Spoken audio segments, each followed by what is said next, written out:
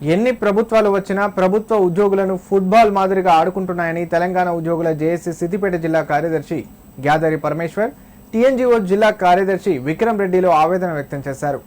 July 30వ తేదీన Siddipet college గ్రౌండ్లో నిర్వహించ తలపెట్టిన జనజాగరణ కార్యక్రమ పోస్టర్ను సిద్దిపేట ఎన్జీఓస్ భవన్లో తెలంగాణ ఎంప్లాయీస్ జేఏసీ నాయకులు ఆవిష్కరించారు.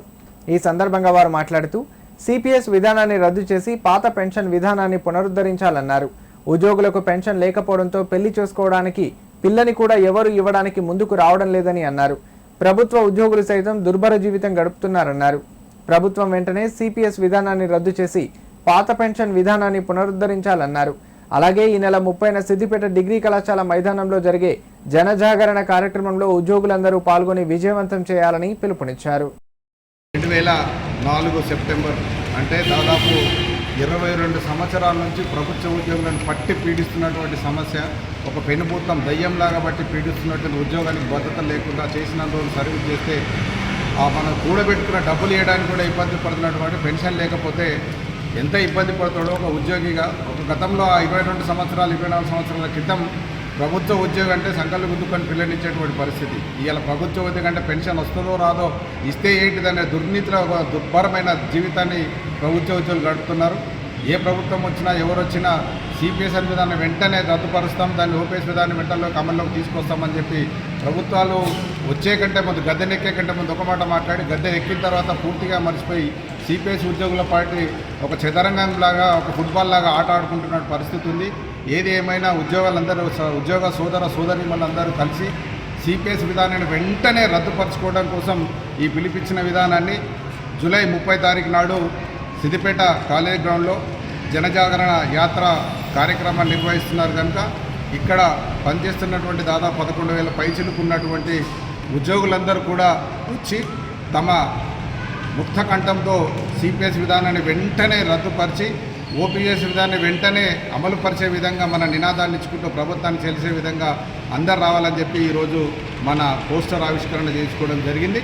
అందరికీ మరొకసారి ధన్యవాదాలు, కృతజ్ఞతలు. అందరు తప్పకుండా మీరు కాదు, మీతో పాటు మీ పక్కనున్న ఎంప్లాయీస్లు ఒకరికి ఇద్దరికి నలుగురు 6 మంది చొప్పున తీసుకొని వచ్చి గ్రౌండ్ మొత్తం కిక్కిసిపోయే విధంగా మీరు జనజాగరణ యాత్రకు రావాలని మరొకసారి. అటు కేంద్ర ప్రభుత్వం ఉండొచ్చు, ఇటు రాష్ట్ర ప్రభుత్వం ఉండొచ్చు, ఉద్యోగులకు పెన్షన్ లేకుండా చేసినటువంటి చరిత్ర కలిగిన ప్రభుత్వాలు. అయితే లాస్ట్ టైం కూడా మనం ఎలక్షన్లలో ఎవరైతే సిపిఎస్ విధానాన్ని అంతం చేస్తారో వారికే మా ఓటు అనే విధంగా ఈరోజు రాష్ట్ర ప్రభుత్వాన్ని మనం తీసుకొచ్చినటువంటి విషయాన్ని కూడా గుర్తు చేయాల్సిన అవసరం ఎంతైనా ఉంది. ఎందుకంటే ఈరోజు సిపిఎస్ విధానాన్ని అమలు చేస్తామని చెప్పి ప్రభుత్వాలు ఈరోజు గద్దెనెక్కుతున్నాయి, కానీ ఆ గద్దెనెక్కిన తర్వాత సిపిఎస్ అంశాన్ని పూర్తి స్థాయిలో మరుగుడం చేసిన అంశాన్ని మనం అందరం కూడా గుర్తు చేసుకోవాలి.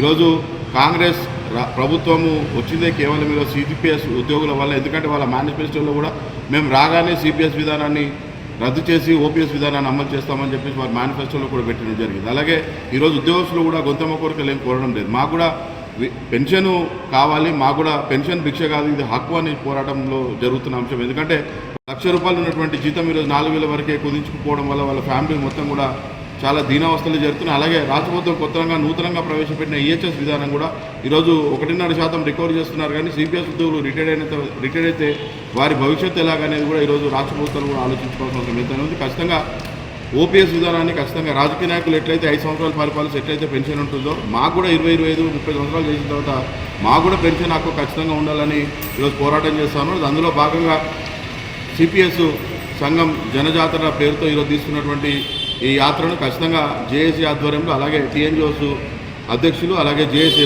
జేఏసీ చైర్మన్ అన్న పరమేశ్వర గారి ఆధ్వర్యంలో ఖచ్చితంగా కూడా సిద్దిపేటలో మాత్రం ఖచ్చితంగా పెద్ద ఘన విజయాన్ని ఉద్యోగులందరూ వచ్చి విజయవంతం చేయాలని ఖచ్చితంగా కూడా ఆ రోజు ఉద్యోగులందరూ కూడా వీలైతే కుటుంబ సభ్యులతో కూడా ఈ సభకు హాజరు కావాలని ఖచ్చితంగా కూడా రాష్ట్ర ప్రభుత్వానికి అనువుకు చేసే విధంగా ఈ ఉద్యమం కొనసాగించాలని, ఈ సభను కూడా విజయవంతం అదేవిధంగా చేయాలని మేము కోరుకుంటున్నాం.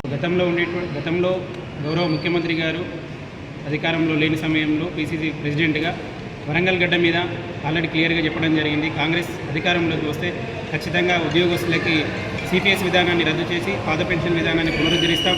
ఆల్రెడీ మా కాంగ్రెస్ గవర్నమెంట్ ఉన్నటువంటి 5 రాష్ట్రాల్లో కూడా మేము ఈ సిపిఎస్ విధానాన్ని రద్దు చేసి పాత పెన్షన్ విధానాన్ని తీసుకొచ్చినాం. తెలంగాణ రాష్ట్రంలో కూడా మీరు ఉద్యోగస్తులుగా మీరు ఖచ్చితంగా మమ్మల్ని నమ్మండి, కంపల్సరీగా అధికారంలోకి రాగానే ఖచ్చితంగా మన తెలంగాణ రాష్ట్రంలో కూడా దీన్ని అమలు చేసుకుంటాము అనేటువంటి విధంగా స్పష్టమైన హామీ ఇవ్వడం జరిగింది. దానికి అనుగుణంగానే వారు మేనిఫెస్టోలో కూడా చేర్చడం జరిగింది. మరి 3 సంవత్సరాలుగా రాష్ట్ర ప్రభుత్వానికి మేము సమయం ఇవ్వడం కూడా జరిగింది. రాష్ట్రంలో ఉన్నటువంటి 2,60,000 మంది ఇప్పటివరకు కూడా కాంగ్రెస్ ప్రభుత్వం పైన నమ్మకంతోనే ఉన్నాం. కంపల్సరీగా రద్దు చేస్తుందనేటువంటి ఒక ఆశాభావంతోనే ఈ 3 సంవత్సరాలు కూడా వెయిట్ చేయడం జరిగింది. దానికి అనుగుణంగానే మరి ఇప్పటికి 3 సంవత్సరాలు గడిచిపోయింది. ఇక ఉన్నటువంటిది 2 సంవత్సరాల సమయం మాత్రమే ఉంది. మరి 22 సంవత్సరాలుగా మేము ఈ కార్యక్రమాన్ని చేస్తూ ఉన్నాం. గత 12 సంవత్సరాలుగా ఉద్యమాలు చేసుకుంటూ వస్తే ఈరోజు ఫ్యామిలీ పెన్షన్ వరకు సాధించినాం. కానీ 30-35 సంవత్సరాలు సర్వీస్ చేసినటువంటి మా సిపిఎస్ ఉద్యోగులకి ఈరోజు పెన్షన్ లేకపోవడం వల్ల బతుకులైనటువంటి అగమ్య గోచరంగా మారిపోయినాయి. కాబట్టి ప్రభుత్వం వెంటనే ఆలోచించి పాత పెన్షన్ విధానాన్ని పునరుద్ధరించాలి.